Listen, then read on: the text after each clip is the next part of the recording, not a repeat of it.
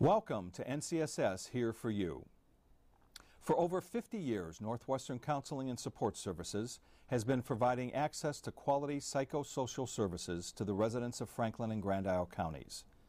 Over the years, as the needs of the community have changed, so too have the programs and services that we make available to assist children, adolescents, adults, families, and seniors. We take our role in the community seriously, and we strive to provide the highest quality services. According to Eric Erickson, a noted developmental psychologist, every person must pass through a series of 8 interrelated stages over the entire life cycle. NCSS provides a continuum of services to meet the needs of individuals who at any point seek assistance. NCSS's purpose is creating a stronger community, one person at a time. Now, let's get to today's show. I'm Joe Halco, Director of Community Relations for Northwestern Counseling and Support Services, and welcome to another episode of NCSS Here for You. Each month on this program, we discuss a human services topic of interest, and we do that with staff from one of our 3 direct services divisions. Our 3 service divisions are Behavioral Health Services, Children, Youth, and Family Services, and Developmental Services. And on occasion, we have a member of our administrative staff discuss topics that affect all of our services. This month's episode is titled NCSS's Soar Learning Center, the Day Treatment Program Advantage. What originally began as a project with 2 students has evolved into an elementary and high school, plus back to school and summer programming, with enrollment ranging between 80 to 90 students. The Soar Learning Center is now the 2nd largest state-accredited independent school in Vermont, and also provides concurrent day treatment services to children and adolescents in grades K through 12. The Soar Learning Center's goal is to assist students with learning disabilities, behavioral challenges, and behavioral health issues with transitioning them back to the public school in their own communities. The Soar Learning Center is part of the Children, Youth, and Family Services Division of Northwestern Counseling and Support Services. To discuss the day treatment services provided at the Soar Learning Center in greater detail, I'm pleased to introduce this month's guests. Michael Bombard, Principal, Matt Habedank, Behavioral Team Leader, and Christy Moffitt, Clinical Team Leader. I'd like to welcome all of you to the show again this month. Oh, thanks for having us back, Joe. Well, let's start with, the day treatment model is such an important component to the success of the student experience at the Soar Learning Center. Would you explain it in further detail? Well, it is a very important component, and I believe that it's what separates our program from a traditional public school, as well as some other similar programs, or similar to the model that we provide. Students can receive the clinical as well as the behavioral supports that they need to be successful, while also receiving their education. If they come to us with a particular issue or a struggle they may be having in their regular school or in the community or at home, they can receive services to remediate that problem while also going to school and attending regular classes. Because the Soar Learning Center is also endorsed by the state of Vermont as an independent school, so it's a dual track. They can receive clinical and behavioral services as well as attend classes, and so there's no break in their education. They can receive credits toward graduation. They can actually graduate from SOAR, but they can also receive the services that they need that would allow them to return back to their schools. And that's important for the kids. I mean, that when the kids come to SOAR, the issues that bring them to school in the first place are all, it's not just academic, it's behavioral, it's clinical, it's mental health needs, and unless you can treat all of those different components, the kids are likely not as going to be successful. So the fact that we can get to all those different pieces and address them all increases the chances that the kids are going to be able to leave and maintain and be successful past SOAR. And the way we do that is that while they're attending school, the student is wrapped around by a multidisciplinary team. They have each student has a school-based clinician, a homeschool coordinator, a special educator, a teacher, a behavioral interventionist, as well as a number of the consultants that we use wrapped around them. So that all of those people bring in a different perspective from each area of expertise to support the student while they're in school. And that speaks to the strength of our staff too, I think, that the staff members are able to recognize not only the importance of their role in providing that service to the student and their family, but the role of their coworkers as well. You know, so that helps build that sort of success within the day treatment model. I think one of the other benefits we have is that we're connected to the larger community mental health designated agency, and so if there are needs that exceed the resources that we have within our building, we have a process for accessing additional services through the children's program at NCSS. And so it's a very smooth transition most times for us to be able to access some additional services for those kids that maybe it's, you know, they're wrapped very tightly at school, but maybe they need some after-school community experiences or you know, the substance abuse, a higher level of substance abuse counseling or things, you know, of that nature. So it works pretty seamlessly that we're connected to a larger mental health agency so that when there are those students that have needs that maybe are even greater than just at SOAR that we can meet, that we have access to referrals that we can make for those needs to be met. And those services can be adjusted as the student progresses or as needs change. For example, if you looked at the whole continuum of services, a student could conceivably receive individual counseling, group counseling, assistance with some of their daily living skills, vocational services, some trauma interventions if those were needed, and we also provide on-site medication management, pharmacotherapy services, and access to a number of, we have a behavioral consultant we work with, and all of that is brought to bear on whatever the student needs. And so they have access to that as they need them. And that, I think that allows them to access their education in a much more easy fashion while they're there. And it allows their program to really be tailored specifically to what they need. Exactly. Because you do get back down to programming for each individual That's as right. opposed to, you know, one size fits all, so to speak, programming. Yep. And looking at their outcomes too, and how the goals that the kids set, that their families set, that schools and that everyone in their team sets, how we're doing with those, and if there's goals that we're not meeting, then what other pieces can we put in place to try to achieve those?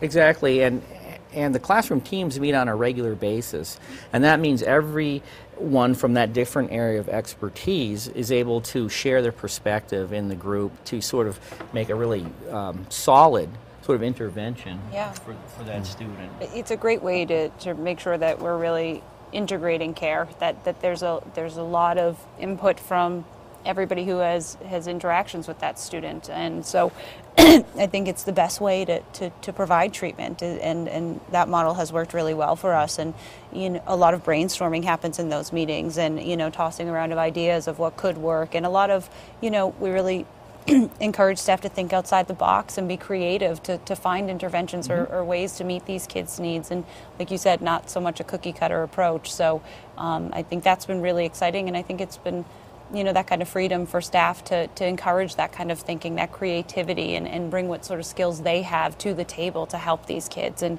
a lot of really solid relationships come out of that when staff are able to use, whether it's, you know, a staff who really loves hunting and then they connect with a student who also loves hunting, and so a lot of relationship building can happen around that too, and some really creative ways to approach some needs for the kids. And we use those services in another way. One of the things that we have implemented in the past couple of years is something called an assessment desk. And students can go there up to 60 days. They may not be a regular student there, but if that student may be waiting on a a residential bed somewhere, or they may need, or the school may need some consultation on what sort of services they could put in place, but don't have the time yet, a student can go to SOAR and receive an assessment of their needs, whether they're going to a residential program or going back to their school with more services in place so they can be successful. So we use those treatment models and this other services to ensure that whether they go back to school or if they're going to a residential program, that they have the right assessment in place so those services are there when they need them. Now, I imagine that as a day treatment program, you may occasionally need to assist students in an emergency or a crisis situation. Could you discuss how the program does this? Absolutely. So we start with internal staff as like the first line of defense. And so because these students, majority of them receive individual counseling with the school-based clinicians, it typically starts with, we'll have the school-based clinician go in and check in with the student and really do kind of a pre-screening, if you will, for a crisis situation. And then from that point, either the clinician kind of works with the client to figure out what it is that they need in that moment, or if it's something that's beyond, the regular I'm angry or I'm upset, then we have the luxury of being able to contact the NCSS crisis team, and they are mobile to us, so they will actually come down and do the screening on site, it is quite a luxury. I mean, in the public school setting, oftentimes it's a struggle when a child's in crisis. They have to actually have the child transported to NCSS to do that. I know that there's some shifts and changes around that program right now that's actually happening to potentially increase the capacity to be mobile, but we've been very lucky to not ever have to really struggle with that. The NCSS crisis team is very, very responsive to us and our students, and it's helpful because for each student that comes into the program, we create a proactive crisis plan, and we involve the family and the client in that. One of the biggest questions is what not to do when I'm in a crisis, and that really, the crisis team then has access to that. So even if it's not a child that they're familiar with, they can pull that crisis plan before they come down and become familiar with some identified supports by the client and family that will be helpful. And then they come down on site and we'll do an eval or assessment of the client's level of safety, and then we move from there. There certainly have been times where students have had some suicidal ideation, or the crisis has risen to the point where hospitalization is appropriate, or emergency respite. Maybe they just need a break for the night, and then they come back to school in the morning, and we work through that. So we're very lucky to have that on site. We're very thankful for the NCSS crisis team and all the work that they do with us. And the students, they have access to crisis on the weekend and after hours, as well as access to psychiatry services as well. Absolutely. Yeah. I think also there are times when the nature of the situation necessitates police involvement, and this is a great opportunity to say that at those times we have to contact the St. Albans City Police, who've been wonderfully responsive when that doesn't happen very often, but they've been really, really responsive and really, really helpful in those situations where we need to access those services as well. Yes, that's right. I agree with Matt. Very timely responses, very professional, very helpful in a number of ways, and we're very, very happy with them. Right? Absolutely. I've heard some of the students even say that they've been able to make some relationships with some of those police officers, that it's not always this punitive, approach. And then some of these police officers have offered them, like, hey, if you need something, you know where to find me, or I'm willing to help. So it's I think, kind of expanding the relationships in their world, too, of that the police don't always just have to respond when there's a problem, that they can help, they can assist with some different things, too. So it's very nice that we have both of those services to help our students. Right, and that model is very helpful because I think the people that we work with have a knowledge of community resources, both in our community and outside our community. So if we need to access those, or if maybe one's not available, they have the knowledge to seek out alternative solutions, whether they're in Franklin County or perhaps outside of Franklin County, or they also have the wherewithal to come up with a creative solution that may not even exist. So we feel very fortunate to work with the other programs at NCSS as well as other human services agencies in the community. I think also a key component to the success of dealing with crisis situations is that while there's a big focus on ensuring the students' safety, ensuring everyone's safety at the moment, the overall focus is on addressing the issue long term. So it's not just about taking care of it for today, it's about putting services or supports or addressing issues in a way that will help the problem moving forward too. And that's true for staff at SOAR, for NCSS crisis staff, for police when they're involved.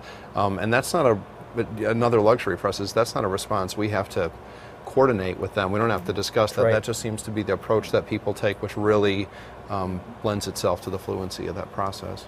Absolutely. What really sounds great about what all you're saying is the fact that, again, we talk about collaborative efforts of different organizations coming together all to try to help someone that's in need, as opposed to people working in their individual silos and Right. not working together, which, some communities, unfortunately, that is the case. But it's really great to hear that, there's this collaborative effort in our community. But that's sort of, it takes a just village thinking to raise that. a child. Right. Absolutely. And in this era of sometimes shrinking resources, Yes. Yeah. if you can collaborate and combine resources, you'll be able to provide those needed supports that you wouldn't otherwise be able to do without the collaboration. So we do feel very fortunate to be able to work closely with other agencies. Absolutely. Now, could you paint a picture of how the Soar Learning Center fits into the overall community care of children, youth, and families in our area? Well, I think one is the fact that there's a program like SOAR in the community allows for kids who otherwise might have to seek services like that outside of the community, maybe be placed outside the home or outside the community, or at the very least be facing a pretty significant commute to and fro every day, to be much more grounded here, to be much closer to home, to be much more connected to their families, and helps facilitate a continuum too at the public schools, where the schools do an awful lot to support these kids within the public school setting, and when that's just not enough, SOAR is there. And like I said, I think it really just makes these kids, it enables families and kids to be a lot more connected than other alternatives in which the things might be far more, might be longer, farther away, or outside of the community. I think that really is the key, is SOAR provides the opportunity for kids to stay in the community, to stay in their community, to stay within the family systems that they have developed, and it allows them, while they're working on their needs and skills, it allows them to still explore opportunities and resources outside of the mental health system and that are more natural community based. And that is something that's really important, because we want to foster a sense of independence, that if tomorrow the service provider disappeared, who would you go to? And that's such an important piece, to be in the community, because that is who they're going to go to, those natural supports. And so the more we can foster these community relationships, the more we can open up opportunities for them to access different supports that aren't always this professional, organized service, that they can start, they can start looking into some other opportunities of, maybe it's a Little League coach that they connect with, that they get to spend some extra time with, or, that it isn't always just this professional service model. And so I think that the community aspect is huge for these kids, It's very important because, as you were talking about, we work with a lot of different agencies. It might be the Department of Children and Families, the public school system, other programs within NCSS, law enforcement, the courts, a number of other social service agencies. And because we're such a small community, we get to know each other, and we know each other's services, and because we work so close together, the service isn't fractured.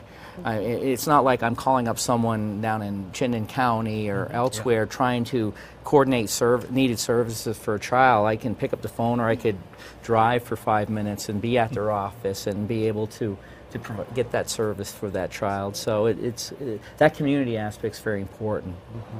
I also think SOAR helps too. I mean, there's a perception of stigmatization of seeking mental health services, and sometimes that's a significant barrier for people being able to access supports they need. And I think SOAR plays a key role in destigmatizing those kinds of things. And when you come into SOAR, it's a school, like any other school you would walk in, and it makes people just more comfortable, accessing support, which again is, it's not a small man in a dark office. It's just people working in school that the same that you'd walk into in any place, like and any really other school. makes it feel easier for people to access stuff. And like I said, I think SOAR really plays a key role in that process. When we have our open house and families and siblings come down, you often hear the brothers and sisters say, well, this is just like my school. This doesn't look any different than my school. Right.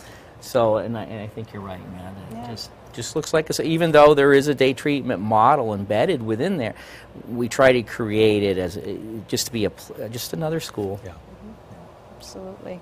I think that's some of the best compliments that we can get, whether it's from a 6-year-old or a 15-year-old that's in the hall that says, this is just like a school, and that's it. That's what we want to provide. It's not a big scary place. It's just a school like every place else. We have a gym, we have an art room, we have a stage, and so we try to follow that model as much as we can. Right. And even though we provide all these services, kids still take math, and they still take music and gym and art and anything that you could imagine for a class they have access to. So I think that it takes away a little bit of what you're talking about, the stigma.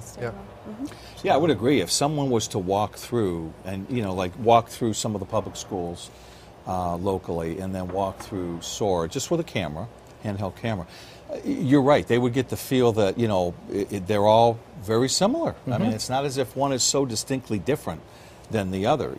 SOAR is very much just a carbon copy, when you look at it, of any other public school locally, which is to your credit because, again, I think, as Matt said, one of the things is this destigmatization because, unfortunately, a lot of people, as we all know, don't seek the help that they need who may be dealing with some kind of behavioral issues only because they feel there's a whole stigma attached to it. When in essence, it's really a strength to seek the services when you need them so that you can try to figure out a way to overcome the disorder. So, absolutely. Now, in addition to the regular school year, referring schools have the opportunity of choosing to send students to an extended school year program in the month of July. Could you explain the value of that as an alternative for schools to use? I think one area where it's of immense value is that whatever gains that the student has achieved during the regular school year, the summer program has the opportunity to make sure that those gains are bridged from the regular school year to the next regular school year.